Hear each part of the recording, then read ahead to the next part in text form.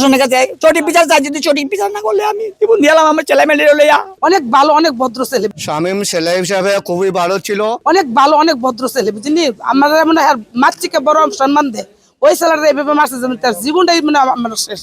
শুধু এই জায়গাটা তার ভালো আছে। ৬-৭ মাস পরে পর বাড়িতে আসে, আইলে মনে হয় যেমন মাসখানে বাড়িতে থাকে। তো এরকম কোনো খারাপ কোনো কিছু দেখি নাই যে হ্যাঁ এরকম কাজে জড়িত আছে।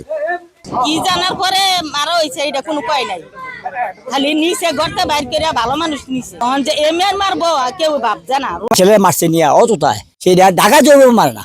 শামীম ছেলে হিসাবে খুবই ভালো ছিল। ওনার বাড়িতে ছিল না, ওনার বাবা ভ্যান গাড়ি চালাইতো, কমানজোর থেকে লেখাপড়া করছে।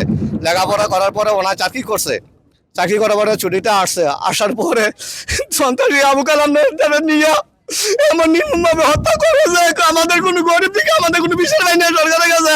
আমি আবেদন করে বলছি আমাদের বিচার চাই সরকারের কাছে। প্রশাসনের কাছে সঠিক বিচার চাই, যদি সঠিক বিচার না করলে আমি জীবন দিলাম আমার ছেলে মেলে লইয়া।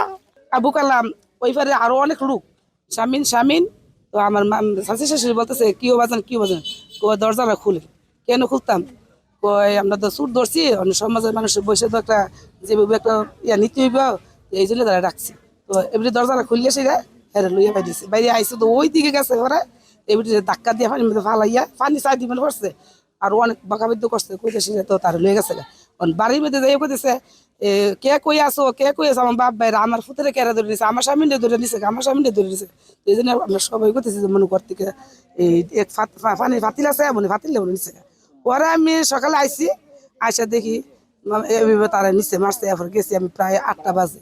যাওয়ার পরে জসিম মেম্বার আছে, শহীদ মেম্বার আছে, জাহাঙ্গীর মেম্বার আছে, মানে আরো মানে কোনো সদর আছে। তার আমি বলেছি যে এত শুন না, এর মার বুকেতে দইরা নিয়ে হ্যাঁ মারছে। এইভাবে কি মানুষের ডাকাতে মারে না? অযথাই মারধর করছে। এখন আমার হাসপাতালে আমার ছেলেটা আমার মৃত্যুর সাথে লড়াই করতেছে।